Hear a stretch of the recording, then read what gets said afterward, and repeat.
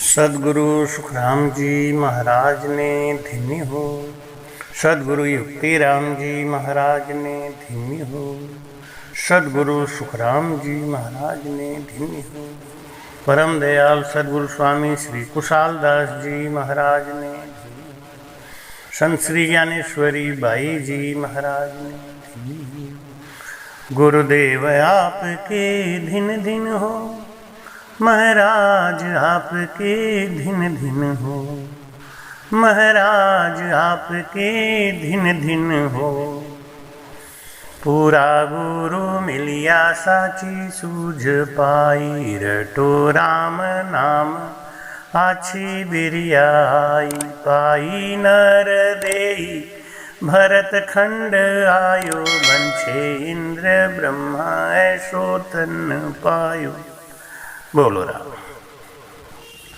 महाराज कहते हैं कि अगर गुरु पूरा मिल गया, गुरु ज्ञानी मिल गया, तो शिष्य को चाहिए कि उसके ऊपर अविश्वास या शंका न करके पूर्ण विश्वास के साथ गुरु की महिमा करते हुए गुरु की शरणागति हो जाए।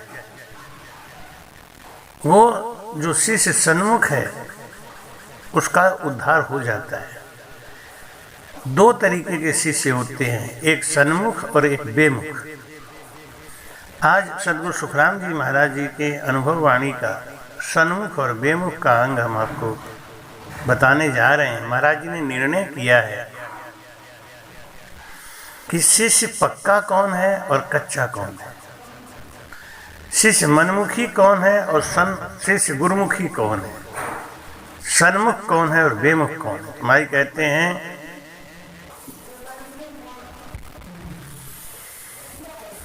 भाई कहते हैं कि जो शिष्य गुरु के वचनों पे चलता है, गुरु की आज्ञा में रहता है, गुरु का भय रखता है, वो सन्मुख है, वो गुरुमुखी है। और जो गुरु के ऊपर विश्वास नहीं करता, उनकी वो बेमुख है।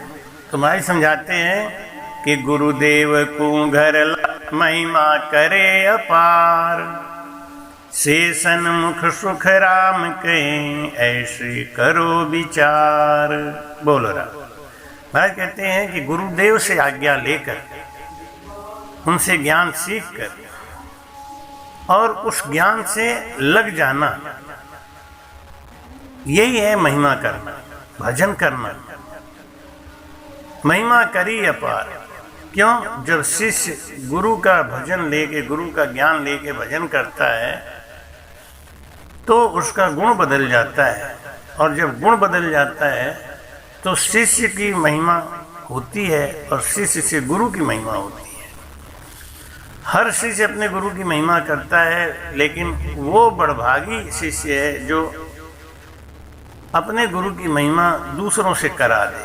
तो गुरुदेव को घर लाए, गुरुदेव से भजन लेके, ज्ञान सीख के जो भजन से लग गया वो सन्मुख है। तो बेमुख तो से सिख है, आज्ञा लेकर जाए, बहुर गुरु नहीं भेटिया, ध्यान मन धर्यो न लाए। बोलो राम। वो शिष्य बेमुख है जो भजन तो ले लिया, गुरु आज्ञा प्राप्त कर लिया, गुरु ने उसको भजन बता भी दिया, लेकिन ना तो वो भजन करता है, ना वो ध्यान करता है, और ना ही कभी गुरु से मिलने जाता है, गुरु का दर्शन भी नहीं करता। वो बेमुख है। लेकिन महाराज कहते हैं कि से बेमुख किम जानिए, जामे कसर न कोई, ज्ञान कहे सो सब करी, फिर तहां हाजिर हो। महाराज कहते हैं वो सन्मुख है जो गुरु की आज्ञा पे अक्षरशः चलता है। हम लोग गुरु को मानते हैं, गुरु की नहीं मानते। वाणी जी को मानते हैं, वाणी जी की नहीं मानते। भाई का ज्ञान कहे सो सब करी, जैसा जैसा गुरु महाराज ने हमको आज्ञा दिया वो सब करते हैं। और जहाँ पता चलता है कि गुरु महाराज का सत्संग हो रहा है, वो आए हुए हैं, तो उनके दर्शनों को जाते हैं। संसार में कुछ लोग ऐसे होते हैं कि अगर उनके दुश्मन के घर पे गुरुजी आ गए तो वो गुरुजी का दर्शन करने उनके घर भी नहीं जाते। उनका कहना है कि गुरुजी मेरे दुश्मन के घर पे आए, इसलिए मैं वहाँ नहीं जाऊँगा। वो बेमुख है, वो गुरुमुखी नहीं, वो मनमुखी है। जिसको अपने गुरु से मिलने के लिए इतनी भी तड़प नहीं है कि वो सुनता तो है कि गुरु जी यहाँ आए हुए हैं, लेकिन उनसे हमारा संबंध अच्छा नहीं है, इसलिए हम उनके घर नहीं जाएंगे, वो बेमुख है। कि वो बेमुख तो वे सिख है, हुआ न चीता जाए। बेमुख कौन है? गुरु मंत्र लेके निश्चिंत होके बैठ गया कि अब तो मेरा मोक्ष हो ही जाएगा और मेरा कल्याण हो ही जाएगा, और इधर उधर से साखी सीख के अपना नया नया पंथ चला दिया। पंथ चलायो आपको गुरु महिमा नहीं मान। बोलो रहा भाई, कहते हैं वो बेमुख है जो अपना नया नया पंथ चलाता है। अपना राम से नहीं होते हुए उसको राम से नहीं कहने में शर्म आती है। अपने गुरु की महिमा न करके अपनी महिमा कराता है। ना वो खुद अपने मुंह से गुरु की महिमा करता है, ना अपने शिष्यों को कराता है। अपने गुरु का पराक्रम बताता नहीं, वो बेमुख है। भाई कहते हैं लेकिन वो सन्मुख है। शेष बेमुख किम जानिए, जारे उरिया चाय। दिस बंदे महिमा करे, फिर दर्शन को जाए। बोलो राम। वो गुरु महाराज को देखते ही उनको प्रणाम करता है, और जहाँ जहाँ गुरु महाराज का सत्संग होता है उस सत्संग में जाता है, वहाँ सेवा करता है। वो बेमुख कैसे हो सकता है? वो सन्मुख है। लेकिन वो बेमुख है कि बेमुख तो वे सिख है, मुख सो कहे बनाए। कहता सो करता नहीं, से झूठा जगमा। बोलो राम। बेमुख तो वो सिख है, वो मनमुखी है जो अपने मुख से बना बना के साखियाँ कहे और लोगों को ज्ञान तो करे कि दे और को ज्ञान आप विष खाए हैं। दूसरों को तो ज्ञान दे, लेकिन अपने वो काम करे नहीं। कहता सो करता नहीं, से झूठा जगमाए। वो बेमुख है, वो मनमुखी है। भजन तो करने को कहता है लेकिन खुद भजन नहीं करता। तो मैं कहते गुरु की सेवा बंदगी जका करी भरपूर। बेसन्मुख सुख राम के, कुण कर सके दूर। जो गुरु की सेवा तन तोड़ के करता है, तन मन धन न्यौछावर करके जो गुरु की सेवा करता है, उसकी महिमा संसार में होती है और वो सन्मुख है।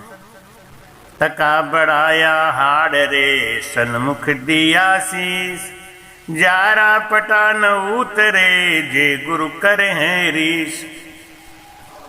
ऐसे शिष्य के ऊपर अगर गुरु नाराज भी हो जाए तो उसका बाल बांका नहीं होता। क्यों? जो शिष्य गुरु को समर्पित है, तका बढ़ाया हाड़ रे, जो सूरवीर की तरह गुरु की सेवा में लगा हुआ है, जो सूरवीर की तरह गुरु आज्ञा में जुटा हुआ है, जिसके लिए गुरु का आज्ञा, गुरु का वचन ही सब कुछ है, ऐसे शिष्य के अंदर जो भाव है, उस शिष्य के ऊपर अगर गुरु रुष्ट भी हो जाते हैं, नाराज भी हो जाते हैं, तो उसके भजन में कमी नहीं आती, उसका प्रेम कम नहीं होता, उसका पटा नहीं उतरता, उसका ओहदा कम नहीं होता, उसकी महिमा होती रहती है। कहाँ हुओ किन बात को, चूक पड़ियो जे आए। सुख राम भोता गुण आगला, को किम पिल्या जाए। भाई कहते हैं कि कहाँ हुओ किसी बात को, चूक पड़ियो जे आए। अगर ऐसे शिष्य से कोई गलती भी हो जाए तो भाई कहते हैं कि सुखराम बोता गुण आगला, वो किम पे लिया जाए, वो कैसे हटाया जा सकता है। तो भाई कहते हैं मुख सो सूरो होए रहो, अर्थन आयो को। से नर पटा न पावसी, कै सुखदेव जी तो। उसको मंजिल नहीं मिलेगी जो केवल मुख से सूरवीरता की बात करता है। 8 पहर 64 घड़ी मारी हेली, नाम रहे दिल माए। कहता तो है लेकिन रहता नहीं।